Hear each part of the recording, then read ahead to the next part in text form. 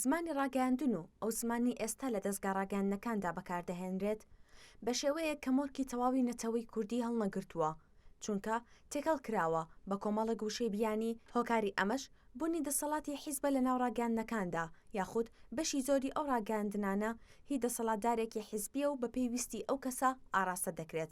ڕاگەاندن ئەو جێگەیە کە دەبێت زمانی ڕەسەنی ئەو نەتەوەی بپارێزێت، بەڵام لە ڕاگەاندنەکانی باشووری کوردستان زمانی ڕاگەاندن بە جۆرە گۆڕانکاری بەسەردا هاتووە، ژمارەیەک لە ڕۆژنامەنووس و ڕاگەاندکارەکانی خستووەتە ناڕاحەتیەوە.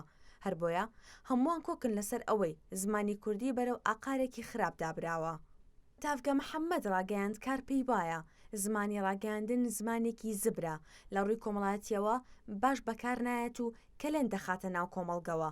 هەندێک کات کۆمەڵگا لە یەک دەترازێنێت، بۆیە پێویستە لە هەموو دۆخ و سەردەمێکدا زمان یەک زمان بێت و یەک ئاراستەی هەبێت. وتیشی لە دوای ئینتیفازەوە لە دوای ڕاپەڕینەوە هەر ساڵە و هەر فترە و بە جۆرێک زمانەکان ئاراستەکراون.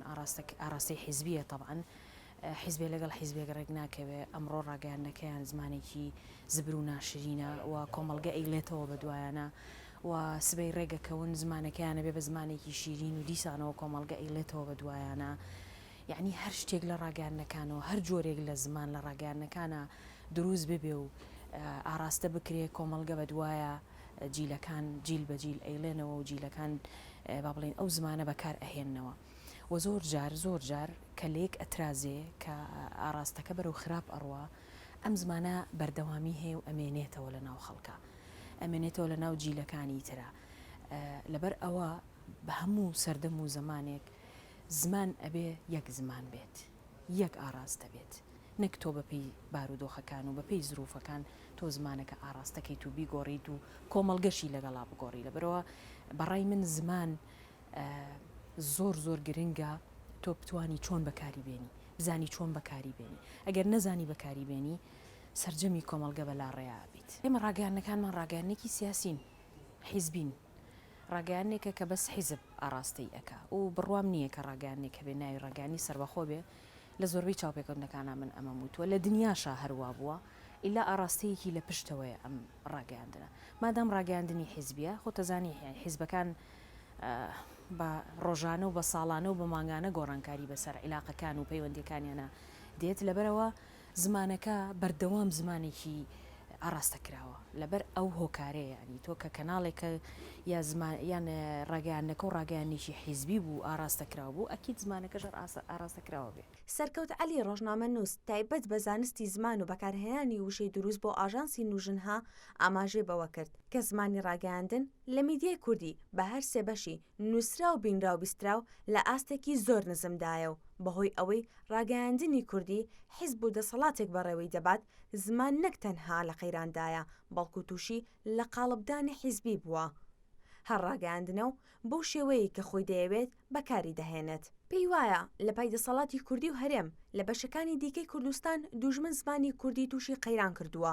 نمونەی زارا محەممەدی دێنێتەوە و دەڵێت کاتێک هەوڵ دەدات منداڵک فێری زمانی کوردی بکات تووشی ئەشکەنجە و زیندان دەبێتەوە. بەڵام لە هەرێم حکومەت زمانی تووشی قەیران کردووە کە دەبوو داواکاری گشتی ڕێگری لێ بکات.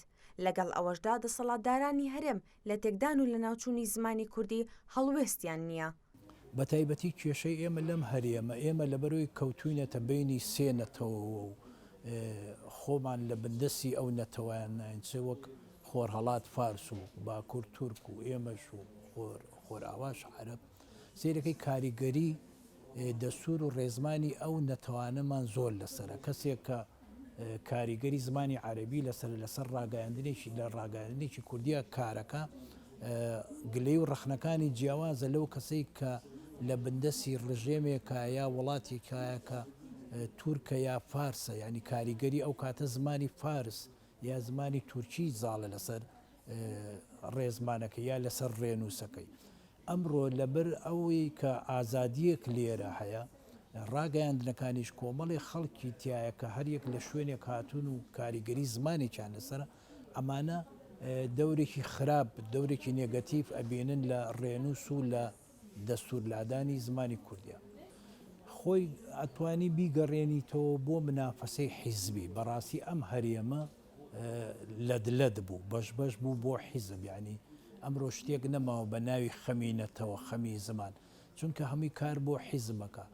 سەرکەوت عەلی هۆکاری ئەو ئاسنزمەی زمانی کوردی بۆ کەناڵە تەلەڤیزیۆنیەکان گەڕاندەوە و ئاماژێ بەوە کرد کە کەناڵە تەلەڤیزیۆنیەکان لە پێش ڕاپەڕیندا تەواو لەژێر کاریگەری زمانی عەرەبی دابوون.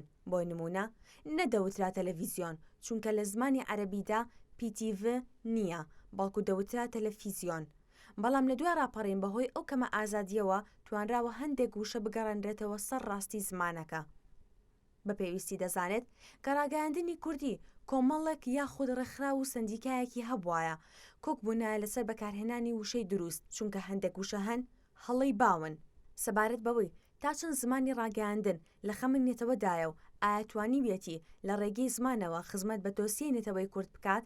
سەرکەوت عەلی ڕۆژنامەنووس وتی شتێک نەماوە بە واتای خەمینەتەوە لە هەرێمی کوردستان چونکە ئەم هەرێمە لەدلت بووە هەموو دابش بووە بەسەر چەند حیزبێکدا بۆیە ئەو دەستەواژانی بەکاری دەهێنن بۆ خزمەتی نێتەوەی کورد نییە. دەربارەی ئەوەی ڕاگەیاندنەکان لە داڕشتنی هەواڵ و بابەت و ئامادەکردنی بەرنامەکانیان لەسەر بابەتی تایبەت بە ژنان بە چ زمانێک بابەتەکە ئاراستە دەکەن تافگە محەممەد ڕاگەیاند کار پێی وایە کە ڕاگەیاندنەکان لە بەرژەوەندی ژناندا نانووسن. وتی ڕاستی بە تایبەت لە مەسەلەی ژنە من هەرگیز لەگەڵ ئەوەیانیم کە ژنێک ئەکوژرێ کە ژنێک با بڵێن تونگ و تیژی بەرامبەر ئەکرێ کە ژنێک چوزانم زۆر شت